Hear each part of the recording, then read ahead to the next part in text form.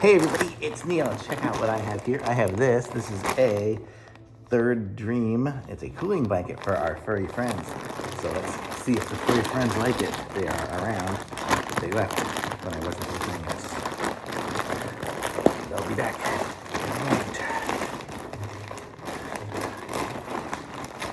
Here they are. Let's see. Oh, this is a big blanket. Oh, look at this blanket. Oh, let's see. What do you think? Come here. Lay down. Oh, good doggy. What do you think of the blanket? Oh, look. Oh, look. So he's laying down on the blanket. So cute. Do you like it? I think you do. It's nice. It's soft, huh? It's really soft. And then the other side is there. It's kind of like a velvety kind of feel. Good. Oh, Cooper likes it. And Lola, there you are. You like it too? Yeah. Oh, I think we all have to lie down on this one. Let's see if they'll attack me. Oh, this is comfortable even for me. I like it. So I'm gonna say thumbs up.